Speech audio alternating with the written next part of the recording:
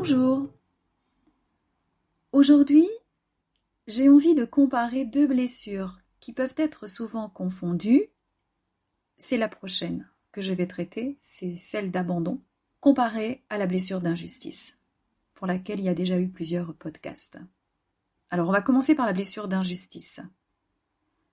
Je le répète ici, pour ceux qui prennent le train en cours de route, j'ai envie de dire, la blessure d'injustice se manifeste par une forte réaction face à une situation perçue comme injuste. Elle va engendrer de la colère ou d'autres émotions pas du tout confortables et même blessantes pour les autres. Cette blessure peut provenir d'expériences passées où l'on a été traité de manière injuste, où on a subi une injustice, ou encore suite à l'observation d'injustices dans notre entourage, dans notre environnement. Et elle va nous faire sentir impuissants et nous amener à douter de nos valeurs personnelles.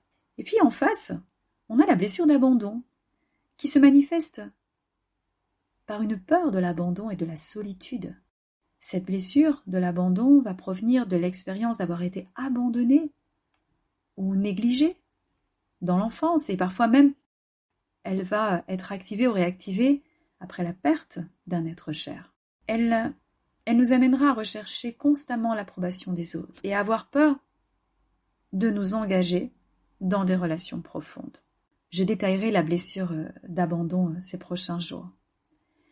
Bien que ces deux blessures puissent sembler différentes à première vue, elles ont plusieurs points communs. Lesquels ?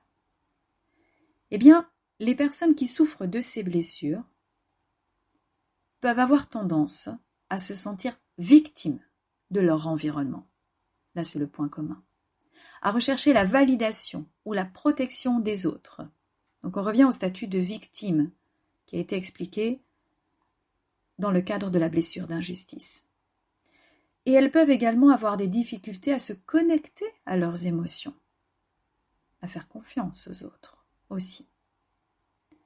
Voilà, je trouvais que c'était une perspective intéressante pour ceux qui doutent en fait, qui hésitent entre les deux blessures, bien que je vous rappelle qu'on a les blessures en nous.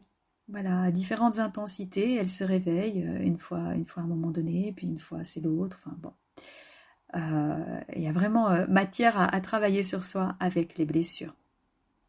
Prenez conscience de vos émotions, acceptez-les sans juger, travaillez sur votre estime de vous, reconnectez-vous à vos valeurs personnelles, et puis vous allez apprendre aussi à vous engager dans des relations plus saines, et en vous détachant des comportements toxiques, des liens toxiques. Pour terminer, donc, la blessure d'injustice et la blessure d'abandon ont des similitudes importantes, notamment dans leur impact sur notre bien-être émotionnel. En soignant ces blessures, c'est tout à fait possible de retrouver une plus grande confiance en soi et en les autres, et de vivre une vie plus épanouissante, plus équilibrée. Voilà. J'espère que je vous ai aidé, je vous ai apporté un éclairage et que je n'ai pas compliqué les choses.